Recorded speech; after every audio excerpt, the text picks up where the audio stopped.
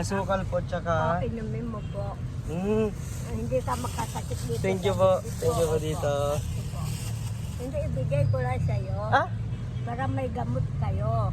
Okay na po ito. Anak ako, matandaan ako noong panghapon, ako bata na akong hapon. Opo. Pero hindi ako nagkasakit, hanggang ngayon hindi ako nagkasakit. Ito lang palagi kong ininom. Bali, ano po, bibigyan niyo po sa akin yan? Opo, ibigay ko sa'yo. Thank you po, thank you po. Thank you po. Bless po ulit. Thank you po. Thank you po. Salamat din. Pero papalitan ko po ito, syempre. Thank you po. Salamat din po, anak ko. Opo.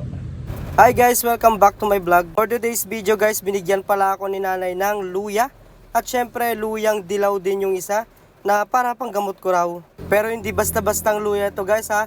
Parang luyang kulay orange. Si nanay isang katutubong Aita ang nagabot nito sa akin. Hindi ko alam kung bakit niya ako binigyan. Alam ko si nanay walang-wala rin. Pero sa kabila ng lahat, ibinigay niya pa rin sa akin yun.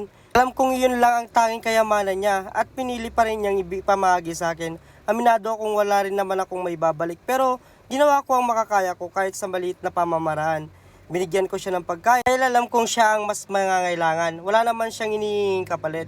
Pero ramdam ko ang bigat ng sitwasyon at doon ko naisip na minsan ang tunay na yaman na hindi nasusukat sa kung gaano o meron ka, kundi sa kung gaano ka marunong magbigay kahit kapos ka. Sa ngayon guys, hindi na ako nakapag-video sa uli, pero ang tanging hiling ko lang sana ay patuloy silang pagpalain ng mas marami pang biyaya. At kung papala rin, sana ako yung maging tulay para sa pag-asang nararapat para sa kanila.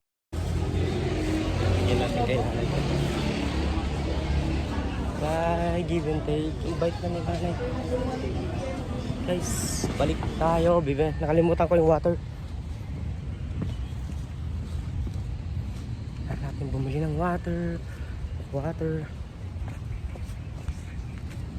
Soft drinks, smooth ka na nga.